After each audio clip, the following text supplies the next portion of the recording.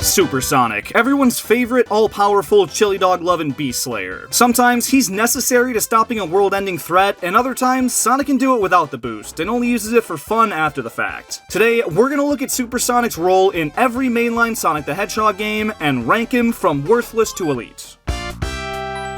Sonic's first time going Super wasn't until Sonic 2, and here, once you collect all 7 Chaos Emeralds from the bonus stages, you can activate Super Sonic form in any level once you collect 50 rings and jump. When Super, he's got faster acceleration, a higher jump, and complete invincibility, with the only real trade-off being his ring count depleting, and if it hits 0, he's back to normal. You can beat the entire game without going Super once, but you can also collect the Emeralds pretty quickly and get to use them for a large portion of the game. It really depends on how much the player wants him. Since he's not necessary though, it can't be a very high placement, but feeling this overpowered and being available for a large chunk of the game gives him a respectable spot and optional but effective. This game opens with Sonic being fully super and gliding his way onto Angel Island, until Knuckles pops up out of nowhere, deals damage to Super Sonic, which is new, and steals the emeralds for himself. You collect him the same way as last time, so he's available as soon as you want him to be, but new here is that he's a mandatory part of the story. Once you reach the Doomsday Zone, Sonic automatically upgrades to Super Sonic, and is needed to stop an Eggman Robo from escaping with the Master Emerald. He of course wins, gets the Emerald, and reverts to regular Sonic to return the Master Emerald to its rightful place. It's also worth mentioning that there's an additional overpowered Sonic form called Hyper Sonic, and he's a little stronger than Super Sonic, being able to breathe underwater and jump a bit higher, but it's nothing crazy. Still, it's his all-time strongest form and the only time we see it, so I feel like there should be a little extra credit, and I'd honestly be willing to go elite with this one. He plays a vital role in the climax and is usable throughout the entire game. Doesn't get much better than that.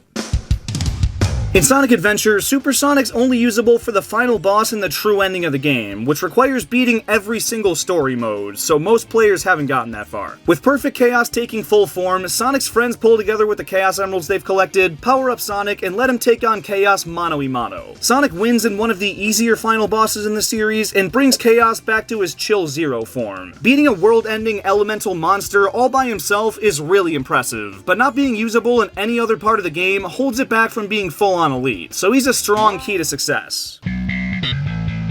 Like the first adventure, Adventure 2 only features Super Sonic in the last story, and there he goes Super Saiyan alongside Shadow, which is the first time he shares the Super Spotlight with anyone, and it makes for a super badass moment. Them flying through outer space, taking turns landing blows on the giant lizard ultimate life form thing is such a cinematic and peak Sonic moment. And in the aftermath, with Sonic being strong enough to teleport back onto the Ark and Shadow not being able to do so, seemingly falling to his death, it paints Sonic as the stronger hedgehog, even if he just learned about Chaos Control a couple of days ago. It's an incredibly elite moment, but since he splits the workload with another golden quilled hedgehog, he's doing less work than usual. Definitely strong power of friendship vibes.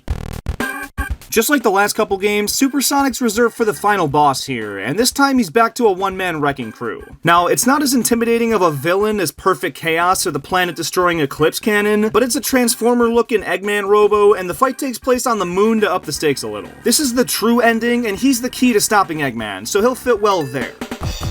He's not seen here unless you beat the game as all the other characters, which is asking a lot, but when you finally do, it's another fight up in space against an Eggman robot, and it's maybe a little harder than that first one, but still more than manageable. After he wins, he tracks down the falling capsule containing Vanilla, breaks her free, and in doing so, loses super form and does the remainder of the rescue as regular old Sonic. Again, there are multiple endings, and some don't require Super Sonic, but he's a vital part of the true ending, so he'll get another key to success tier.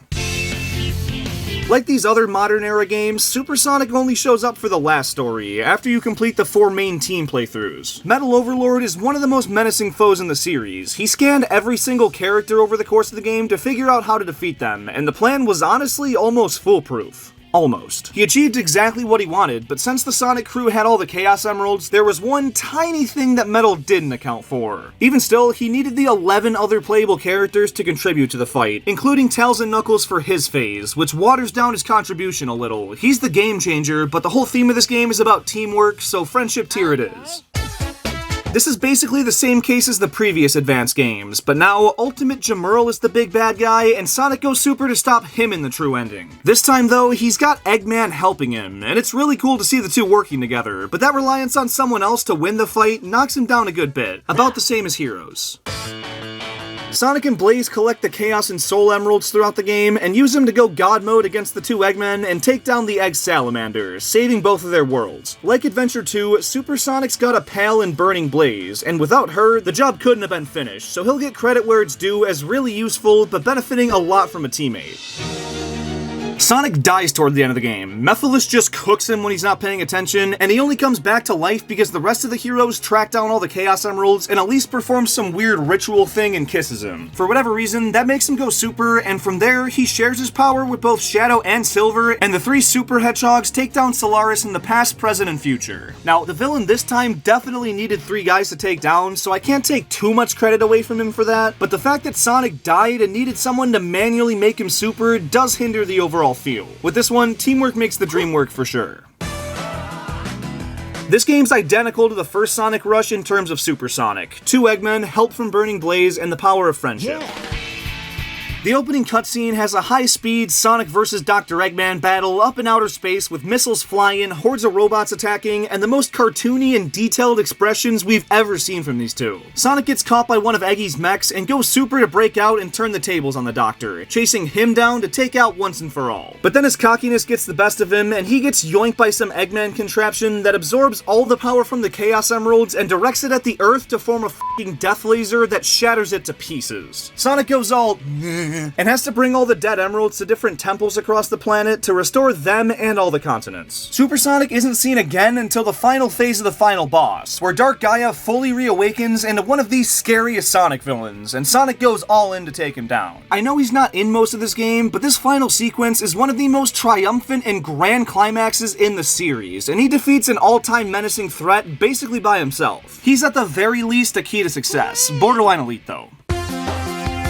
This game brings Super Sonic back to his classic form. Collect the 7 Chaos Emeralds at your own pace, and once you do, you can go Super at any point in the game. He's stronger in gameplay than most Super Sonics too, being able to breathe underwater and illuminate dark areas. It's a great playable look. If he was needed at any point throughout the game, I'd be willing to put it really high, but since you can fully beat the game without him, he's kinda unnecessary. Super effective, but for these tiers, I value how much he needs to contribute to win, and that's not at all here. He's not worthless, he's a great option to have, but he's still just that, an option. And it's the same story for episode 2, so that's going right there with it.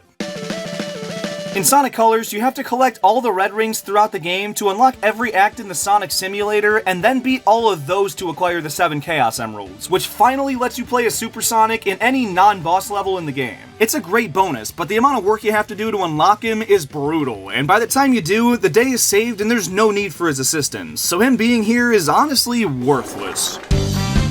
Both classic and modern Sonic go Super to take down the Time Eater at the end of the game, and normally I'd dock him some for relying on somebody else, but they're both Super Sonic, so he's highly capable and necessary for saving the day, while the rest of the Sonic cast chills on the sidelines, so both Supers are for sure a key to success. This game basically does the Sonic Colors thing again. You have to 100% all the red rings to finally get the option to use Super Sonic in levels. I like that he's here, but he's completely unnecessary to anything plot-wise, and is a nice and easy worthless. This game follows the same classic Sonic formula. You can collect the Chaos Emeralds at your own pace and use Super Sonic at any point after that as long as you have at least 50 rings. You can still beat the game without Super Sonic, but in order to get the true ending, you have to collect all 7 Chaos Emeralds so you can go Gold Mode for the final boss. Being this vital to the ending, in addition to being playable as early as the player desires, gives this one by far the strongest case for an elite Super Sonic.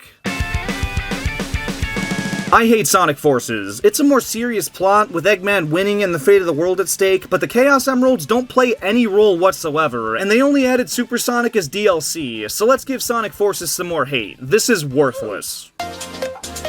Super Sonic is a much more active part of the story than ever before. The Titans are way too powerful for Sonic to do anything against in his base form, so each Starfall Island has him collecting all the emeralds, whooping a Titan's ass, and flying on to the next one. So you get to fight multiple bosses as him throughout the course of the game, and he's the biggest reason they're able to win. Even freaking Eggman gives him a Chaos Emerald to take down the End in the end. Yeah, the final boss is called the End, I don't know. Seeing Super Sonic consistently involved was a treat, and he's needed to take down all the big baddies, which makes this a hell of an easy elite. Yes. This is basically Mania all over again. You can unlock him on your own terms, and the true ending has a final boss that Sonic needs to go Super to take down, so it's one last elite to end things on. And there you have it.